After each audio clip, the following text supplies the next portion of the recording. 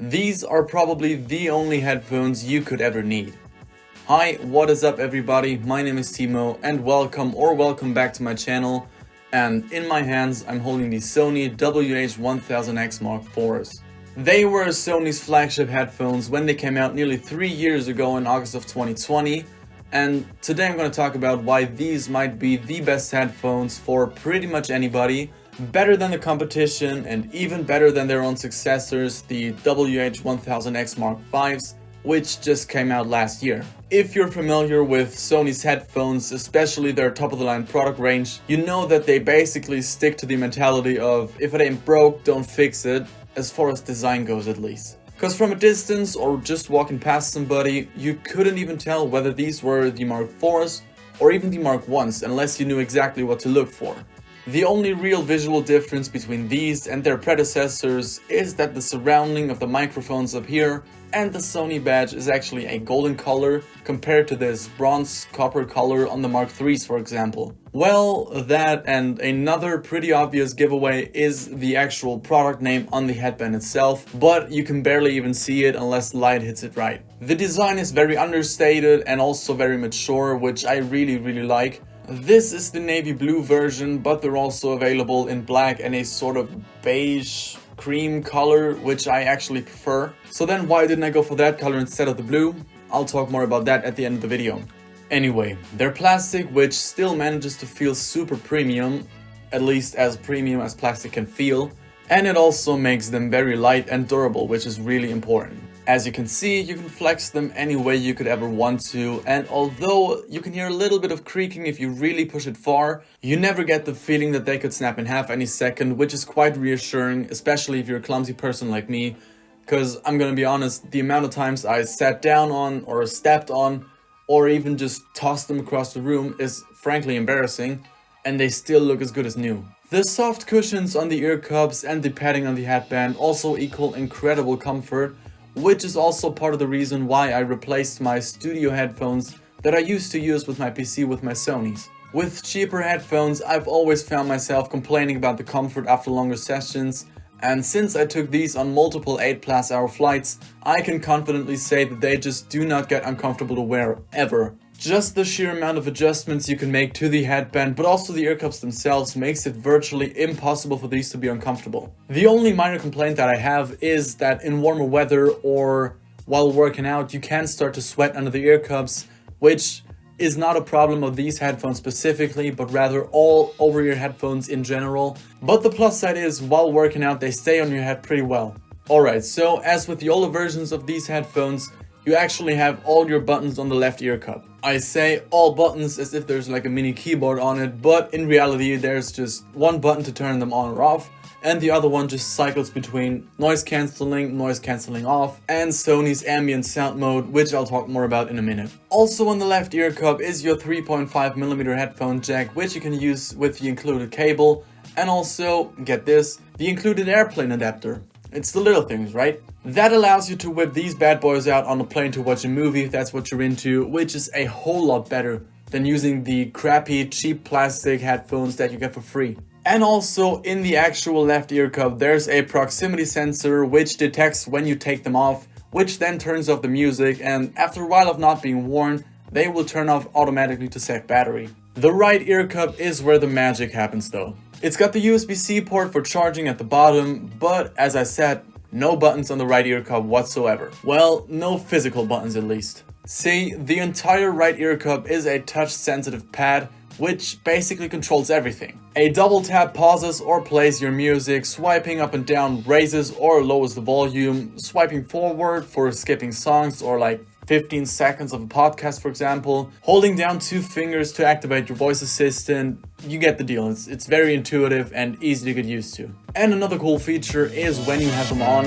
and put your entire hand over the right ear cup, it drops the volume almost all the way down and turns on ambient sound mode, which allows you to hear everything that is around you. Don't get me wrong, you're not going to use it all that often, but when you do, it is super convenient, and when you let go of the ear cup, the ANC and the music just kick back on, and you're back to listening to your music. There's also a gimmick called Speak to Chat. I say gimmick because that's what it is to me. What it does is the headphones use the 5 onboard microphones to detect when you're talking or when somebody's talking to you, and when they think that is the case, they will again lower the volume and turn on ambient sound. In theory, that sounds incredibly useful, but I turned it off almost immediately because I found that it doesn't work as well as it would need to. In the beginning, it used to chime in way too often, to the point where it would engage just because I was clearing my throat. And it also doesn't turn off automatically after a conversation ends, which means now I have to go into my phone and turn the music back on. With software updates, it has gotten better over time at detecting when it's actually supposed to chime in, but I still think it's not all that useful. And I guess I'm a boomer at heart, because I think that when somebody's talking to you, just take off your headphones and don't be rude. Maybe that's just me, but I don't know. Alright, so how good is the active noise cancellation, or ANC? Short answer, it is fantastic. Long answer, it is fantastic.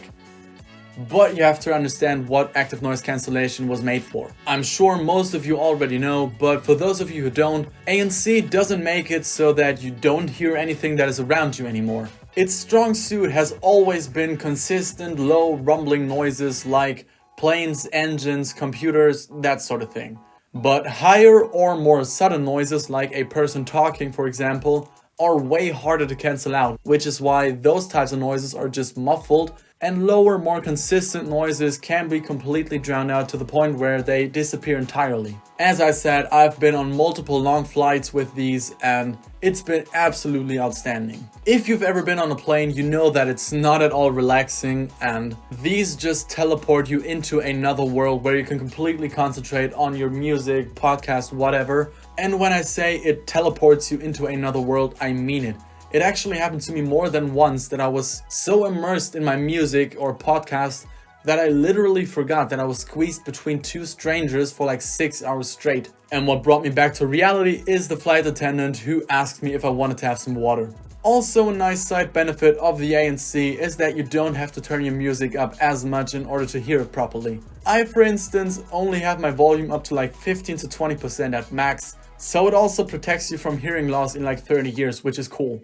The ANC does come at the cost of some battery life though. Don't get me wrong, it's still exceptional. Like, I use mine daily and always with ANC on, and I still only have to charge them like every 2 to 3 weeks. But when you turn it off, they're rated for 30 hours of playback time, and if you're a little bit more conservative with the volume, you can easily get or even beat that. And if that's still not enough for you, you can just plug them in for 10 minutes and get 5 hours of playback time back. But I have noticed that when I use them with my computer and don't unplug the 3.5mm cable, they stay on until the battery is completely drained, even if my computer is off, which is really frustrating. For some reason, wear detection seems to just not work when the headphones are plugged into something, which seems like something Sony could fix in a software update, but given that these have been out for almost 3 years now, I doubt this is gonna happen honestly. Now the question everybody's been waiting for. How do they sound? Well, they've been Sony's flagship headphones for like 2 years and have only been replaced as such by their successors. So it should come to no surprise that they sound absolutely incredible. For regular consumers, which is like 99.9% of the people, the clear, natural soundstage without a big overemphasis on the bass or lack of highs is fantastic. And if that is not you, then you know who you are. But you also have to be realistic. Yes, they sound very realistic, but at a certain point, either Bluetooth or your streaming service become a huge bottleneck. I've listened to some uncompressed music and then went to Spotify and played that same song, and it was unbelievable how hard the compression hits all of a sudden. It's like buying a Ferrari to just drive it in the city. If you're more into the punchy bass of rap tracks or whatever, you can always use the equalizer in the Sony app. I found that the default settings were basically perfect for me. I just added a little bit of bass. And once you're in the app, you can also do some fancy stuff like analyze your ear shape by sending Sony a couple of pictures of your ears and then let them optimize the sound according to your ears. or more realistically, you can alter the amount of noise cancelling. But by far the most important thing is connecting them to multiple devices. The convenience of being connected to your tablet, laptop or whatever and being able to pick up a phone call just like that is awesome, and literally the only reason why I got these instead of the Mark IIIs. But why didn't I go for the Mark Vs instead then? Well, two reasons. First of all, yes, I do like their design. I think it's even better looking and more premium than these are. But that comes at the cost of being less portable. You see, these you can just fold together, put into their small hardshell case and toss them into your backpack without having to worry about anything. The Mark Vs still do have a hardshell case, but it is so much bigger since they just don't fold together anymore because of their new design. Instead, they just stay like they are, like the AirPods Max for example. And there's also a similar thing like I talked about in my iPad Pro review, which you can watch by the way by clicking the link right here. And that is that I bought them off of eBay, which is also the reason why I got them in blue and not the beige color that I actually prefer, because nobody around me had them. And yes, I know not everybody might be comfortable with wearing headphones that somebody else has worn before, but I mean, come on. If it were in-ears for example, then I could understand that. But with over-ear headphones, like one disinfectant wipe later, they're as good as new, and audio equipment in general has the benefit that it doesn't degrade as much over time and you still get the benefit of buying something for a used price. Like I got these for $180. Alright, so conclusion time.